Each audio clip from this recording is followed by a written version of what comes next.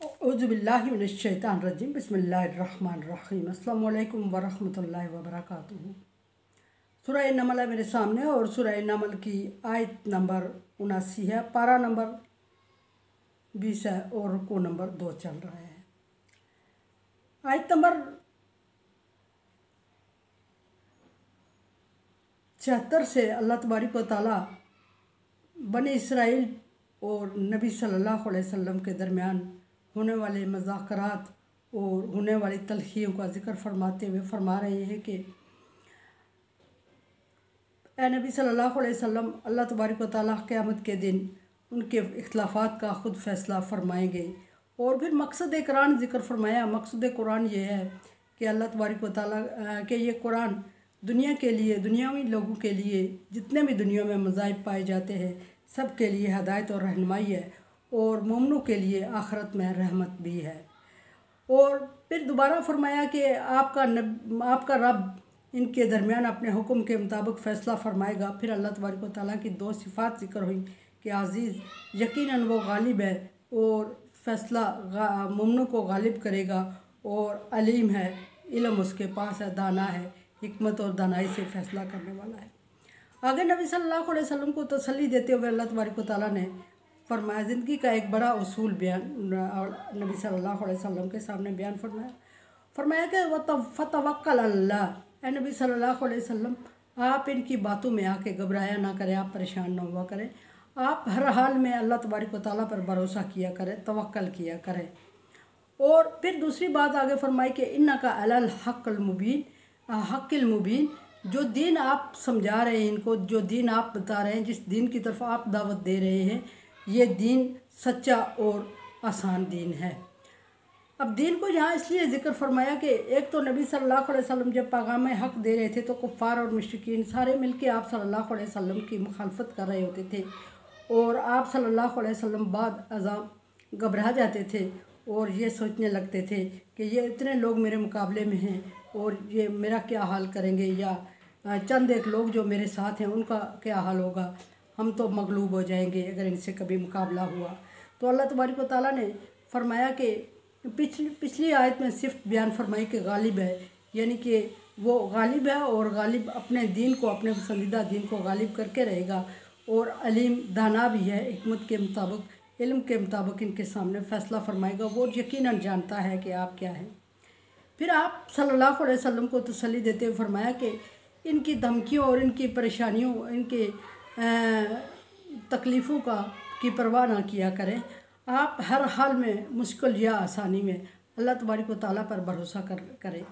और आम मोमिनों को भी यही हुक्म है कि किसी भी मुश्किल वक्त में, जब सारे ज़राए ख़त्म हो जाए, जब इंसान इंतहाई मायूस हो जाए, तवक्कुल तो हमेशा अल्लाह तबारक व तआला पर करना चाहिए, अहले इल्म को और फिर अहले दानिश को, अहले इस्लाम को।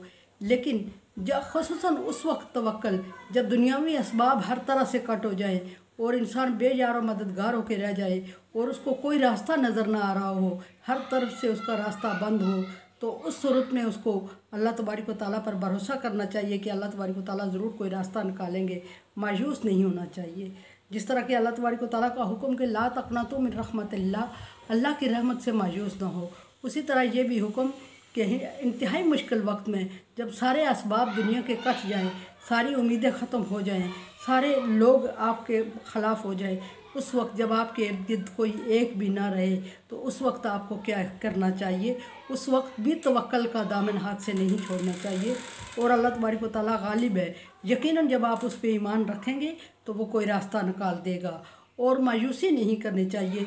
फरमा दिया अल्लाह तबारक व तआला ने मोमिनों को कि ला तक़नतू मिन रहमतिल्लाह, अल्लाह के रहमत से मायूस न हो।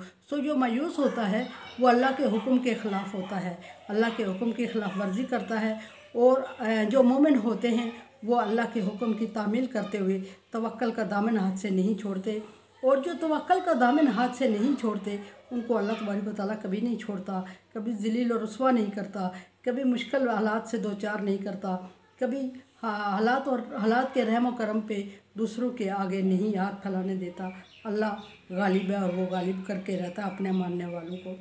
फरमाया कि इन्नका अलल हक़्क़िल मुबीन, कि जो आप दीन बता रहे हैं, जिस दीन की तरफ आप बुला रहे हैं, जो पैगाम आप दे रहे हैं नबी, वो सच है और वो आसान और खुला है। इसका क्या मतलब कि नबी सल्लल्लाहु अलैहि वसल्लम की को दीन इस्लाम की फैलाने में कफ़ार रुकावट बन रहे थे और हर दफ़ा ताना तंज करते थे और हर एक अहले किताब अपनी किताब सामने ला के कंपेयर करता था कि ये जो नबी, ये जो मोहम्मद सल्लल्लाहु अलैहि वसल्लम ये जो दीन समझा रहे हैं असल में इल्हामी दीन ये नहीं है, हमारी किताबों के मुताबिक इसका ये हाल मौजूद है और इस तरह का दीन है। अब पिछली किताबों पे ईमान लाना मुसलमानों का ज़रूरी है, लेकिन इस ईमान उस सूरत में लाया जाता है जिस तरह वो नाज़िल हुई थी, जिस तरह मौजूदा सूरत में वो मौजूद नबी के दौर में थी या आज मौजूद है। वो हक़ और सच सारी नहीं है। उनके जो अहकामात कुरान पाक से मुनासबत रखते हैं वो हक़ और सच हैं और अल्लाह की तरफ से नाज़िल करदा है। जो भी कुरान पाक से अगेंस्ट है वो उनके अपने बनाए हुए हैं। अब ये नबी सल्लल्लाहु अलैहि वसल्लम को बनी इसराइल के आलम अपनी किताबें दिखा कर या कुफ़ार और मुश्रिकीन को कोई बड़ा मसला जब नबी सल्लल्लाहु अलैहि वसल्लम से होता, किसी नबी सल्लल्लाहु अलैहि वसल्लम के हुक्म पर अमल करना उनके लिए मुश्किल होता या उसको इज़्ज़त का सवाल समझते, तो वो भी अहले किताब के उलमा के पास जाते और अहले किताब के उलमा से कहते कि इस मसले का आपकी किताब में क्या हल मौजूद है। मोहम्मद सल्लल्लाहु अलैहि वसल्लम तो हमें ये हल बता रहे हैं, हमारा दिल इस पे मुतमईन नहीं होता, आप अपनी किताब की रोशनी में हमें समझा दें कि अल्लाह का क्या हुक्म मौजूद है।